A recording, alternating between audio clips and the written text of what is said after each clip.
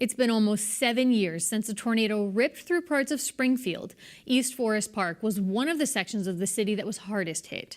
Today, Pope Francis High School is going up where Cathedral High once stood, and soon the neighborhood will have a new library to call their own on Surrey Road. Carolee McGrath sat down with Molly Fogarty, director of the Springfield City Library, Pat Markey, president of the Springfield Library Foundation, and Beth Hogan, the president of the East Forest Park Civic Association, to get the details. Right now in our current facility, we only have 4,000 square feet. We are going to 17,500 square feet, all on one level.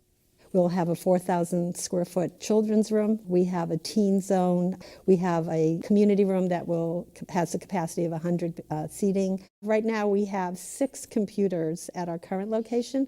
We'll have 56 computers, and we'll have all the latest technologies. So we're really excited. The community room will be equipped with a large screen TV where you can do presentations. And then outside the community room, we're having a reading garden with a beautiful gazebo and seating area that can be used by the public 24/7. We have a teen media zone that's also going to be available for all ages, which will have a sound booth, a 3D printer, a 3D scanner. This is the same neighborhood that was hit with a tornado, and I can't believe we're coming up 7 years, if my math is correct, which is crazy. Yep. So how important is this to the neighborhood? You know, East Forest Park is a very connected neighborhood. You hear many stories of people that used to grow up there and still come back to the neighborhood. They come back to, Nathan Bill's Thanksgiving weekend. They can't wait, one of the new restaurants in our area. It's so great because we're so connected. We have the Nathan Bill Park. We have the new Thomas J. Sullivan Park, Right. which is an exciting thing for our neighborhood. So I think everybody is really connected, and this is going to be a great opportunity for people to come together. It's more than a library, it's a community of people, and we have the new Pope Francis High School, and I think it's just a great opportunity for the neighbors to come together, and even just Springfield. It's a great thing for Springfield as well. So you are in charge of the capital campaign. So Yeah, I know the city's kicking in money, you have the grants, but there's still more that needs to be To raised. finish it off, Yes. we're looking to raise $2 million. The Springfield Library Foundation is essentially the receptacle for private donations. People over the years have died and left money in their will. Lots of people who are of means and some who are of modest means, and the Library Foundation has a significant amount of money now that goes into the operating budget of the library. We subsidize the city's operations through buying books, etc. But this is our first project where we're really engaged in a capital campaign from the ground. We're looking to raise that $2 million. We are actually already a third of the way there. And we expect to have some exciting announcements in the coming days and weeks.